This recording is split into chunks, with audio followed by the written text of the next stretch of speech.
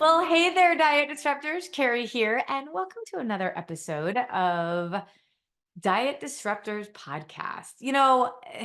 My whole goal here is to help educate you to be able to cut through all the confusion of all the things that are out there. And there was recently something in the news, in your social media feed, but also just like people talk to me about this all the time, even before this new study came out. So I want to bring it up. We're going to bring up the concept of fasting.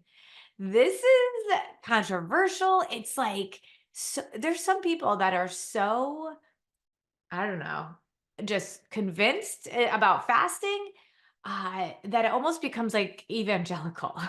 And I want to talk about it. And so that's what I'm going to do today. We're going to cut through. I recently did an episode in our television show Food Freedom about this, and I thought this is going to be really good to do on the podcast because when I do my TV show, I co-host with celebrity nutritionist Mark McDonald. It's called Food Freedom. It's on Brinks.tv, BRINX. If you haven't watched it, you got to go check it out. It's super fun. But we get like 3 segments. It's a half an hour show. We get 3 segments. We have like 7 minutes a segment. And it's fast. And we usually have guests on. And the reason I love the podcast so much is because I get to sit back and talk and take my time to get to my point. Sometimes I'm not very concise with what I talk about. So when we did the episode on intermittent fasting, we really had to like rush through it. And it made me feel like, okay, I need to take some time to really talk about what the confusion is, what the controversy is, why I feel the way I feel about it. When is it a good idea? When is it not a good idea? All that good stuff.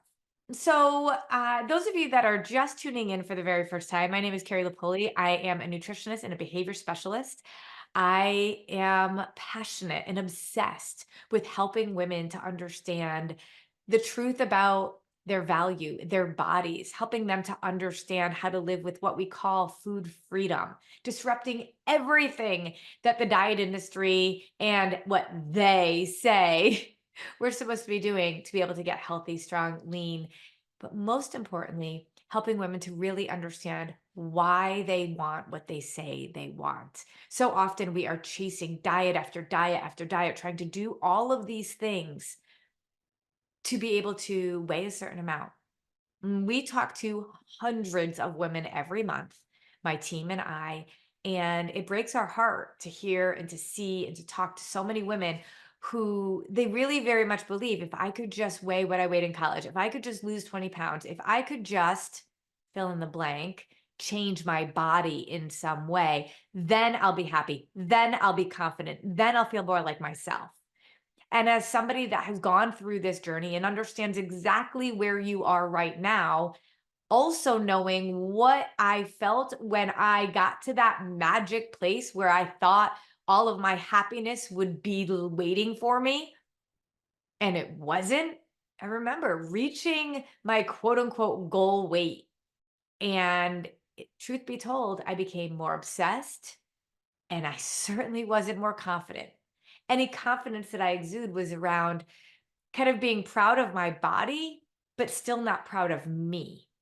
And when you really think about it, it kills me to know where I was and what I was doing because it was like I felt like I didn't want people to look at me for so long. And then I felt like I wanted people to look at me. Both of those issues were coming from a lack of inside, feeling like I was never enough because I didn't look a certain way, and then feeling like, oh, look, I look a certain way. Now I'm enough. It's we're enough one way or the other. My whole passion is that when we are not healthy in our bodies and in our mindsets, we cannot actually do the things that we're supposed to be doing on this earth. And so you can't have one without the other. You can't have a healthy body and not have a healthy mind. And you can't have a healthy mind and not have a healthy body. The two just don't work when they are opposing forces.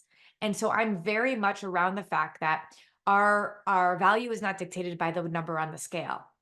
And Weight gain is a symptom of something else, symptom of health and hormones. And very often, when our mindsets are not in the right place about who we are, what our value is, how we handle our emotional turmoil, on what we are doing when we are stressed, and we turn to food, then we have a relationship with food that's problematic.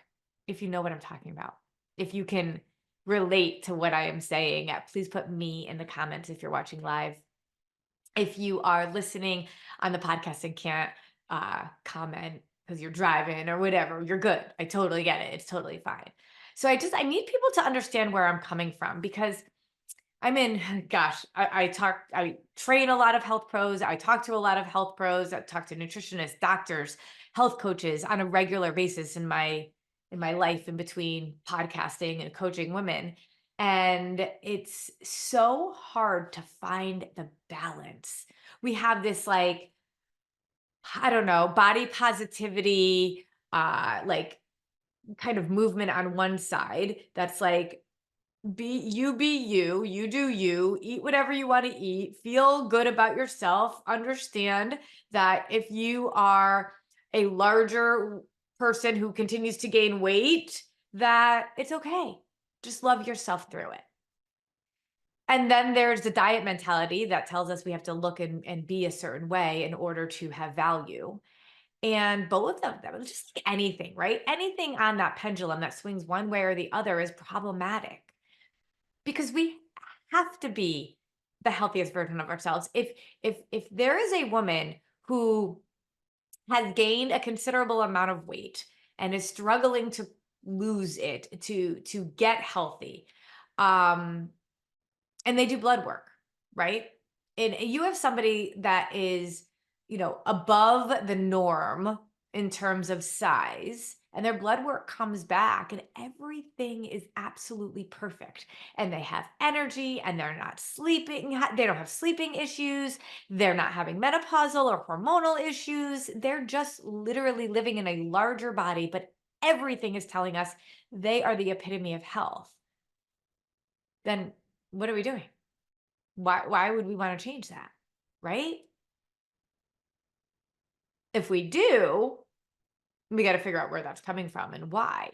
The problem is, most of us that are experiencing weight gain, or that are larger than our ideal weight really is, we're not typically healthy.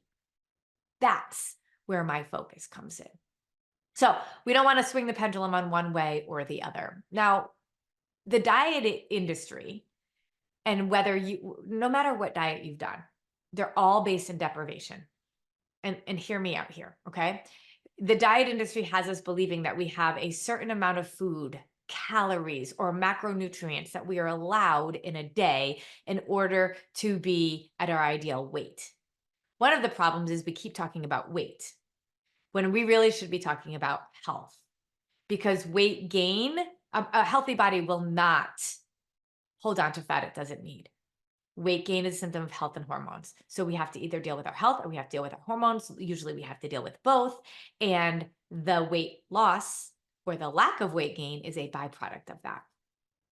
We have to stop chasing weight loss, because we go down the rabbit hole of the diet industry, which forces us to believe, as we have our whole life, it's just about taking in less than we burn. It's about deprivation. It's about putting our body at a deficit. And I always say, since when does anything thrive at a deficit?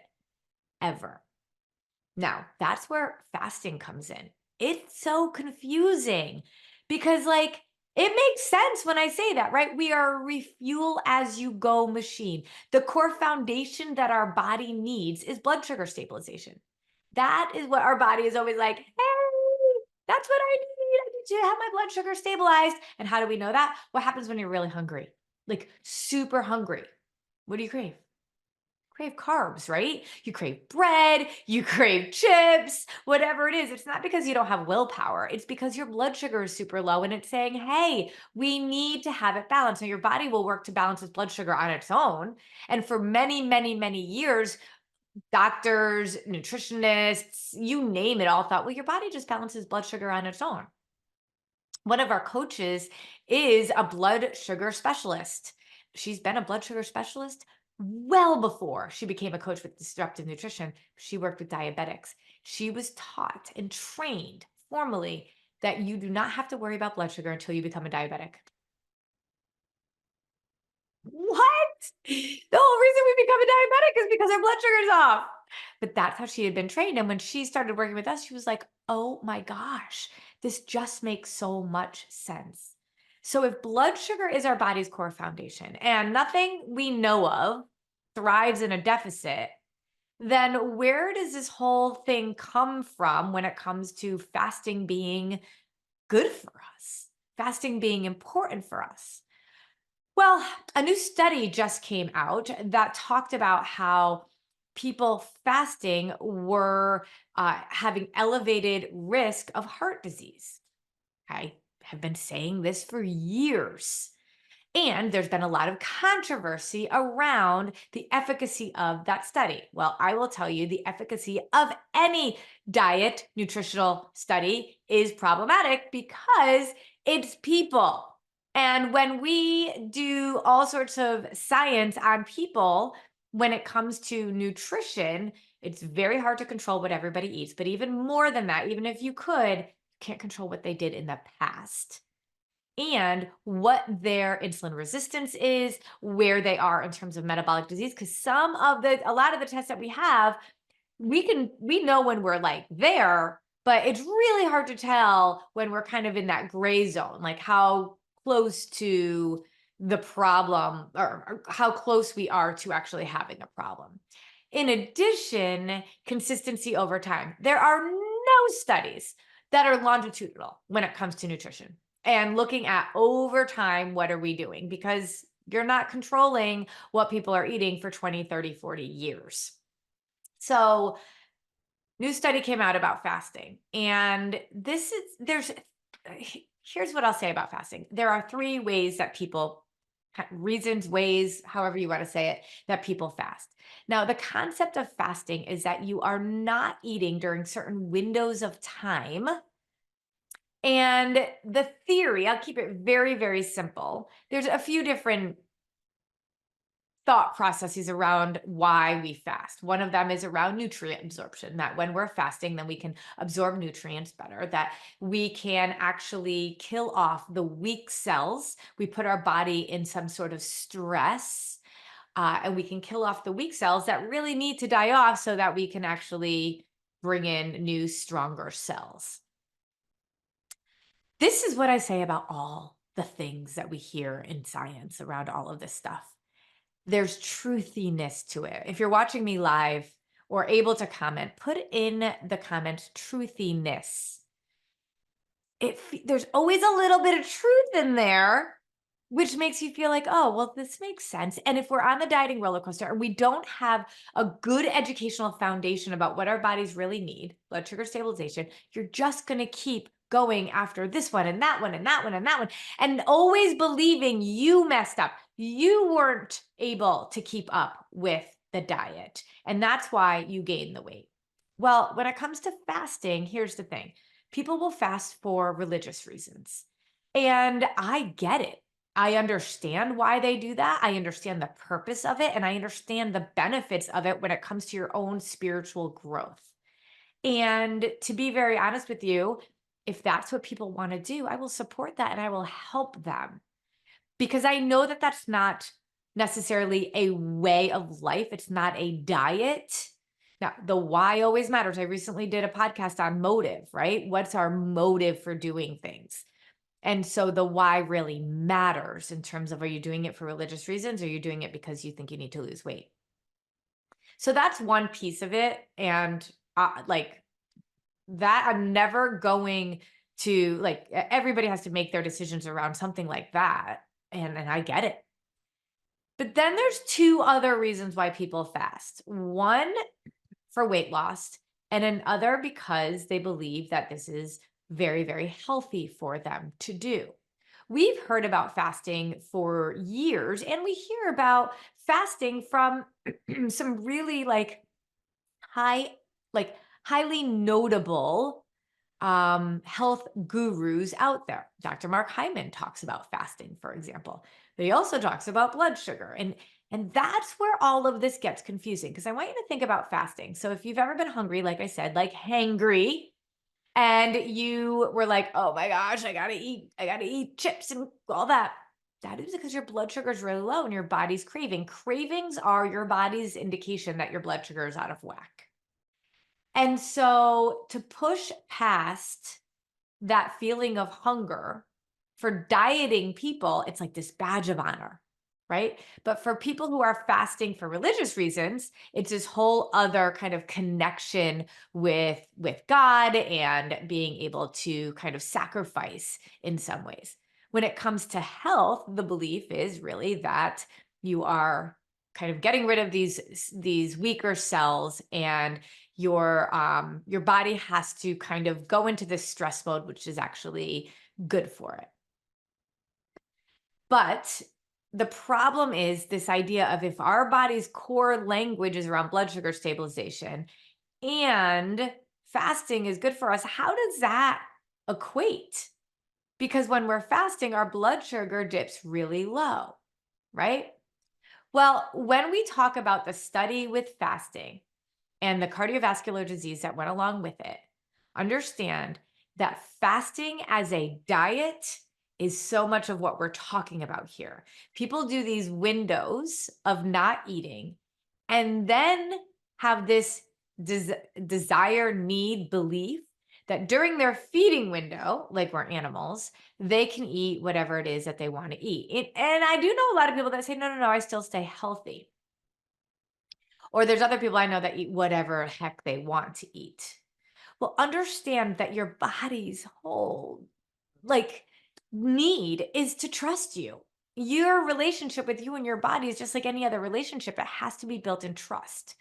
And trust comes with consistency over time, positive interactions consistently over time. So if you are doing fasting for a diet, for weight loss, then think about what you're putting your body through. I'm going through all this starving and hunger and battling through low blood sugar. And then I'm spiking it really high when I do eat. And I go through this roller coaster. That is massively problematic for your body, because blood sugar stabilization, if we're eating and what we call PFC3, a protein, fat, and carb every 3 to 4 hours, and we're balancing our blood sugar. Yes, I said carbs. It's a whole nother episode. We'll talk about that later. But like, yes, we need protein, fat, and carb that can balance our blood sugar. When we are keeping our blood sugar at a stable level all throughout the day, and we know this is science, you could Google it, but you could go on PubMed. It's research after research after research about the importance of blood sugar stabilization. And what we know is that the impact of having a dysregulated blood sugar is not just weight gain, but that's one of them. Your cravings, your sleep, your energy, your menopausal symptoms, because it's all around homeostasis. When your body is like this with blood sugar, your body is in hormonal balance. When it's not in hormonal balance. Then we actually age faster when our blood sugar is dysregulated, because every time we have a blood sugar spike, we actually do something called glycate. Glycating is like putting your bread in the toaster. And every time you glycate, think about your body going into a toaster and getting more and more toasted. Toasting is aging. And so, you know, those people that look like in the 60s and they're like, wow, they look real old, right? Or 40s, they're glycating faster. We're all glycating, we're all toasting, but we speed it along when we're on this blood sugar roller coaster. And then the thing that's really scary to me about glycation is that every time we glycate, we have all this glucose in our body. Our body can only store it in two places, our liver and our muscles. So anything that's above and beyond that, that's why we eat in small meals, because just enough to be able to fuel our muscle and our liver, and then it can burn off what it doesn't need, and then it takes what it needs, and it's just like back and forth, and it's just being fueled exactly what it needs when it needs it. It's a little more nuanced than that, of course, but you become intuitive with your body. But when you're spiking it and then you have these extra glucose running around, I'm going to make it very simple. It's sort of like it can turn into what actually ends up happening with all this glycation is that we actually have these little like lightning bolts, these little zaps that zap our cells. And they're called free radicals. That's what happens when we go on this blood sugar roller coaster. And these free radicals zap all of our cells. our weak cells, which is fine, but also our good, strong cells. And that causes oxidative stress in your body, which actually is the precursor to every single metabolic disease out there: high blood pressure, diabetes, obesity, high cholesterol, even stroke and cancer can all be attributed to that. In addition, your menopausal symptoms are all related to blood sugar. It is so important. So now when we're talking about fasting and we have this window where our blood sugar is really low and then we eat and our blood sugar gets really high. If you've ever been on a roller coaster before and you've gone up real high, what's that roller coaster in Ohio? It's outside of Cleveland. It goes straight up. It literally goes straight up and then it just comes straight down, right? I can't remember the name of it. But anyway, and I don't even remember the name of the amusement park. Anyway, I digress. The higher you go up in a roller coaster, the faster the fall is, right? Uh-huh. You know, in a roller coaster that goes a little bit up, if it went up little by little and it came down by that same incline, it wouldn't be as fast. But when you go up straight up and then you go straight down, you go down fast. And that's what ends up happening. You are putting your body at such havoc. And so the problem with fasting, and this is what this, I mean, when you're talking about heart disease, cardiovascular disease, no wonder, because you're on a blood sugar roller coaster. And that's what I said. When you glycate, it releases free radicals. Free radicals are what is causing a lot of those issues. That's a super simplistic version of it. But do you see why fasting isn't going to work? I always say it's a bougie way of restricting your calories because you can only eat so many calories during your feeding window. So you're like, okay, good. Well, let's talk about the other fasting way, what Dr. Mark Hyman talks about. Now, you need to send me research because I cannot find a single study that talks about fasting in menopausal women and how it helps with their hormones. Everything you read is around how you don't want to fast because blood sugar is directly connected to your hormonal balance. In fact, when I went through menopause at just 46 years old, mind you, my doctor said to me, "How are you not feeling any symptoms of this?" And I'm like, "Well, it's probably because of how I feel my body." And he's like, "Remind me what you teach women again." And I said, "I teach blood sugar stabilization." He's like, "Yes, I tell women all the time it's all about insulin resistance, but I have no idea how to teach them this." And I'm like, "Yeah, all they do is restrict calories, and it's actually going to make it even more problematic for women." He's like, "Yes." That's why I do what I do. So when people are fasting for quote unquote health, and this is stuff we couldn't get into in the show because we didn't have enough time, they can't do it very often, but they're doing it in a way that is very challenging to do. And the motive is very different. They're not doing it as a very healthy, active individual with all their blood work in. Well, let me say, the people that are doing it, let me say this, are very healthy, active people whose blood work is all right where it needs to be. And they're using it as a kind of a way of maintenance. They are using it as a way to be able to extract all those like weaker cells, and they see benefits in it, but this is how they do it. They, first of all, it's very hard to maintain a fast that also allows your blood sugar to not go crazy. So when they do eat, they have to be very limiting in what they're eating, how they're eating it, and the amount that they're eating. It's very strategic. It's very complicated. And it is very hard. And the problem is that kind of fasting is very different than the diet industry fasting that so many of you have tried. So that's where truthiness comes in, right? The truthiness of this like small corner of people that could benefit. They're all men and they have to be like really a certain type of health already to begin with. That little pocket has been translated over to the diet industry. And we're like, no. If we do this and we have this feeding window, and we're going to do this and this, we're going to do the 12-8 or the 8, whatever. It's no way to live. And if you already have, if A, you're not already in a very healthy way, B, you are a female, and C, you have a disordered relationship with your body and food, and your why is really kind of you're struggling with, you shouldn't be fasting. I'm just going to say it that you should be focused on blood sugar stabilization. You guys, I've been living this lifestyle for well over 10 years. I've gone through menopause at 46 years old. And we very much believe the reason why I went through menopause at 46 years old is because of all of the massive amount of hormones that I had pumped through my body when I went through more than 5 years of infertility, as well as the fact that I had an eating disorder and literally did not eat for about a year. And so my body and its PTSD was just like, well, holy heck, we are all thrown off. But as somebody that on paper should really be struggling with her weight and her symptoms, and she's not, and she eats carbs every day, and she has supported thousands of women to be able to do the same, maybe I got something going on here, right? Maybe something makes sense. But here's the real way for you to determine, okay, should I be trying this fasting thing or not? First of all, if you're doing something for religious reasons, truly pure of heart for that, it doesn't happen very often, right? It's like, honestly, I don't know. I don't know. I don't know all the everyone's cultures around all of that. So I'm not even going to get into that. Different reason why, right?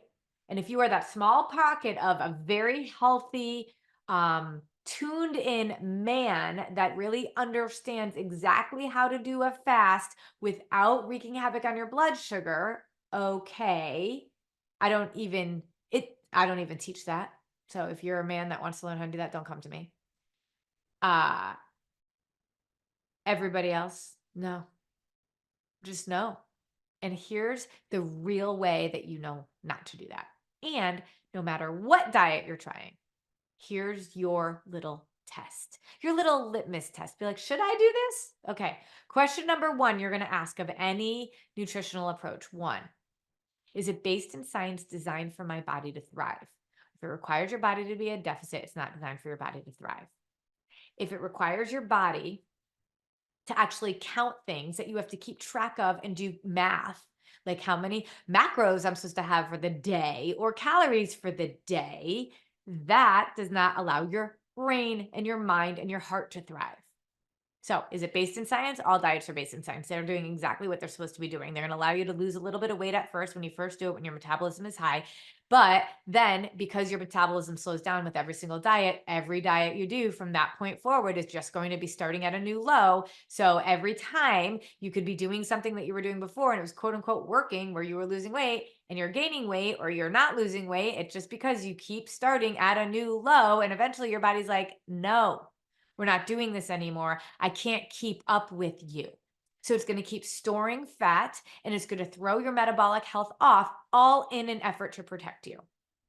So, one, is it based in science designed for your body to thrive? Two, can you do it forever? Your body is that relationship that you need to continue to cultivate. And a good, strong relationship, the definition of it is that it is trusting, and trust comes with positive interactions consistently over time. If you are doing something that you know you cannot do for the rest of your life, then you should not be doing it because your body gets completely thrown off by all of these changes that you keep doing. Oh, we're trying this. Oh, we're trying that. We're trying that. It works in exercise. Confusing your muscles is good in exercise, not good in nutrition. Three, would you let your kids do what you're doing? If you wouldn't let your kids do what you're doing, then you shouldn't be doing it either because physiologically, we're pretty much the same. They have a higher metabolism than us, but we all rely on blood sugar stabilization. But two, if you are teaching your kids exactly what they should be doing, and if you're modeling something opposite of that, first of all, they're going to learn from you. And secondly, why are you doing what you wouldn't let them do? And I am all about raising children to be able to change our family tree. I know that I am the way that I am is because the way that the things that I saw, heard, and believed growing up. And it's taken decades of undoing. And I'm still on the path to try to think differently.